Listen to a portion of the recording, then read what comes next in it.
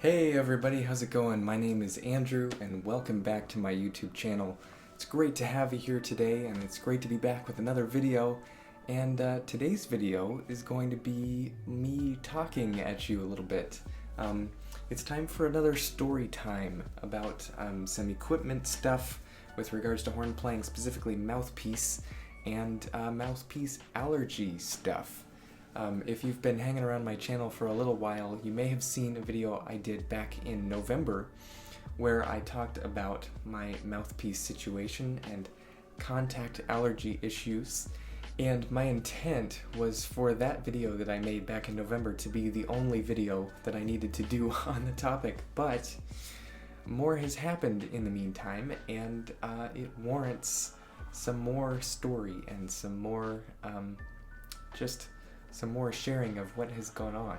So I'm not going to recap the whole story. If you'd like to hear that first part of the story that I shared in the other video, I'll link that video maybe in a card or in the description or something, and you can go watch that first part.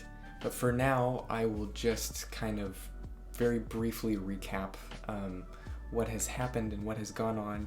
And basically, back in 2017, you probably saw a video that's one of my more viewed videos on my channel where I unboxed, it was just an unboxing video of a new mouthpiece. It was my Lasky 775F, this guy, and this mouthpiece was, I was not intending to get the gold-plated version initially. I had been trying a 775F that my teacher had lent me for a while, and I liked it enough that I wanted to get my own.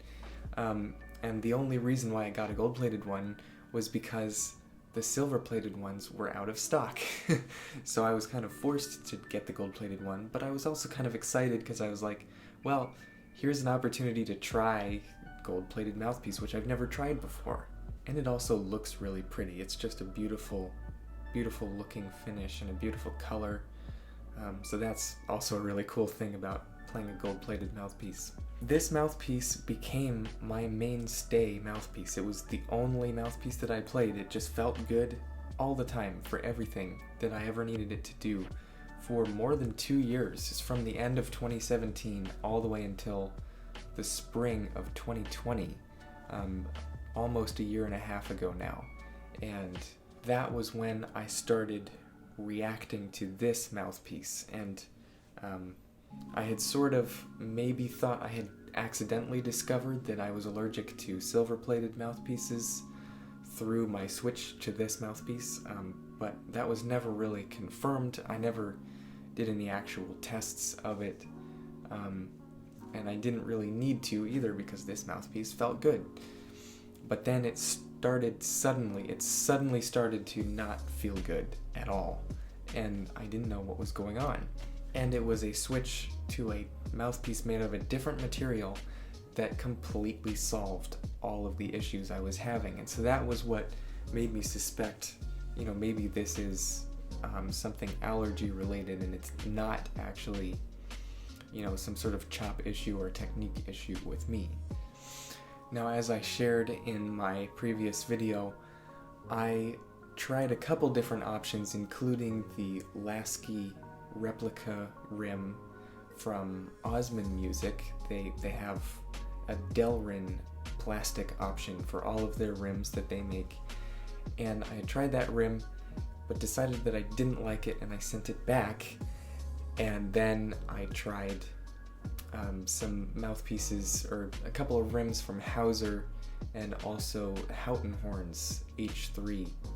That particular one, the Houghton H3, was the one that I settled on as my favorite one, and that kind of became my mainstay mouthpiece with a Kantasanu Model C underpart. This mouthpiece here, this combo, and this was just, it worked for me. It was a great combination. It felt good, it sounded good, and it did everything that I needed it to do until in January of 2021. So this is after I made that last video. Now we're kind of rejoining the story. I suddenly started having the same sort of reaction that I had had to my gold Lasky mouthpiece almost a year earlier. Now, because I recognized it as it felt almost exactly the same, it only took me 5 days to decide to just try the experiment again that I had tried last time of putting nail polish on the rim of another mouthpiece and seeing if that fixed the problem. And it did. Completely fixed the whole problem. Like, just magically, I could suddenly play again. And just to quickly recap, what had happened to me when all of those, when I was having a reaction, is it's not contact dermatitis. It's not like, I get a rash or something that shows up on my face, but it's like I lose touch with the muscles in my face, like the nerve endings stop communicating with my brain. It's kind of what it feels like, and everything feels rubbery. Everything feels really sluggish and weird and swollen. I can't feel my aperture, and I feel like I have no strength whatsoever in the corners of my embouchure. And so my high range is gone, endurance is gone, tone is gone, dynamic range is gone. I feel like I can barely play the horn at all. And so that exact same thing happened to me on my comfortable setup that I had been playing for months. And then it was magically solved by playing on my Lasky 75G, which I had applied nail polish to the rim. So at this point, I was like, well, okay, now what? I need to seek out another alternative. And I had thought, well, I could try just plain stainless steel, which I had not tried. I went straight for the H-coat because it's a very reputable hypoallergenic finish. Like, who reacts to H-coat? Like, that's not supposed to be a thing. And so, but stainless steel is also, generally a very hypoallergenic option as well. Just plain unfinished stainless steel, which Houghton Horns and Hauser mouthpieces, they both offer all of their models in plain stainless steel as well. But at this point, there was a part of me that just had an anxiety that, like, well, what if I will eventually become allergic to every metal on the face of the planet? And this is going to be a wild goose chase that never ends. So I decided, let's just go non-metal. Let's just not even try any other metal alternatives. Let's go non-metal and see if we can find something that works. And, if I can find something, then I should be good to go and never need to change again, hopefully. So my next option was to try another plastic, acrylic. I tried acrylic, and I got a couple of rims from PHC, which is a British company, a company in the UK, and their craftsmanship is excellent, and they offer all of their rims in 7 different finishes, including 3 different kinds of plastic, and one of those kinds of plastic is acrylic, and it looks awesome. I mean, look at this clear plastic rim. I mean, that is just the coolest thing, and it's also very smooth. And it feels fantastic on the face. But I ended up not sticking with either of these rims because somehow the profile just didn't feel right for my face at all, which was very frustrating. After about, 5 days of playing or so on each of them, they just both felt really bad. And I ended up back on my Lasky again, with the nail polish on the rim. And so at this point, I wasn't quite sure what my next option was.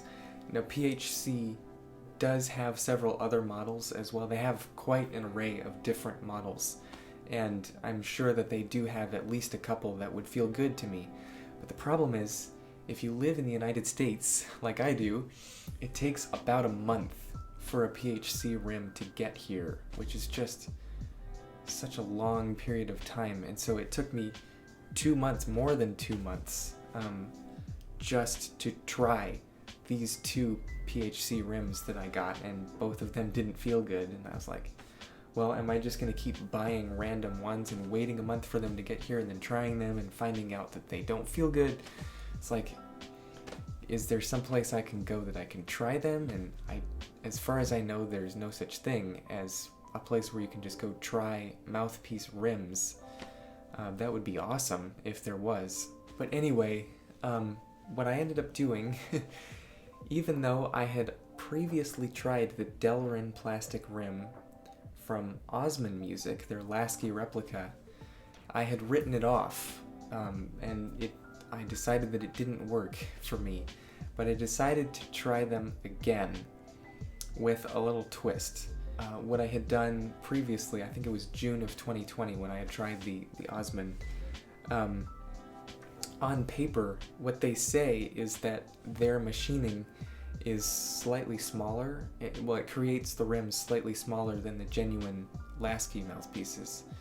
And so they actually report exactly what the inside diameter is of each of the models. So if you get the LS80, which is supposed to be just, a Lasky 80 whatever rim, then they say that is actually 17.7 millimeters inside diameter, which is even 0.05 of a millimeter smaller than the 775 rim, which is the next smaller rim. So it would seem that they're all kind of basically offset by a size. Like all of the Osmond Lasky copies are basically one size too small. So because of that, I decided to get the LS80 from Osmond Music, because that should be exactly the same or even the tiniest little bit smaller than my 775 that I was used to. But when I tried it, it felt bigger. It felt bigger on the face. And I also decided that I didn't like the texture of the Delrin plastic. It felt a little bit grainy. It has kind of a frosty texture to it, and it's not perfectly smooth. And it also doesn't grab your face like acrylic does. That's one of the awesome things about this acrylic plastic, is it's very, very smooth, but it also has a lot of grip. So, you put it on your face and you still have some wiggle room, but it's not going very far. Like, you feel very secure. Your lips really lock into it very well. And so Delrin didn't feel like that. It didn't feel as wonderful. But what I decided to do was go ahead and try Osmond again, and I compensated by going for a smaller size, and I actually bought two rims. I bought their 775 and their 75, which are supposed to be respectively 17.4 and 17.2 millimeter inside diameter. So they're both like very small.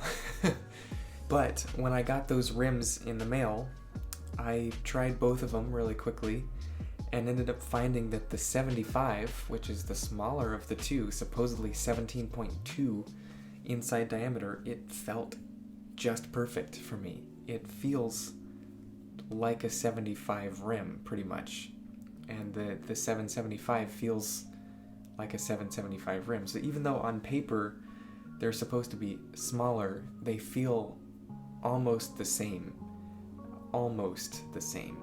as their genuine counterparts. I can't say they feel the same because just the texture of the material just feels so different than metal. It doesn't feel like metal at all.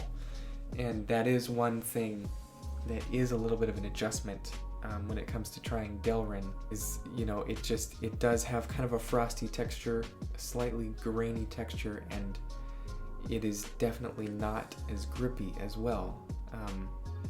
But it is grippy enough that it does feel comfortable to me, and I settled into it pretty well. And, the biggest thing was, I'm used to playing Lasky mouthpieces. That has always been my comfort place when it comes to equipment. And the profile feels identical. It's a place of comfort, and I settled into it very nicely. And so in the meantime, I decided to get my Lasky 75G mouthpiece. I sent it to the guys at Osmond Music, and they cut the rims so I can actually put, other rims on my genuine Lasky 75G. Unfortunately, I will never be able to have the original rim ever again, because you have to sacrifice the rim if you want to get the cup threaded for being able to use other rims on it. But since I can't really safely play a silver-plated rim without nail polish on it, I figured, at least just keep the underpart. And it's a mouthpiece that I feel good on. It feels comfortable. Why not? Let's go with this. And so I'm basically playing on a Lasky 75G, just with a plastic rim instead of a metal rim. And that's my setup now, and it feels great. So that's about it for me for now. That's the story up to the present point. I have found a solution that works for me, and a non-metal solution for my mouthpiece choice, which I'm very, very happy about.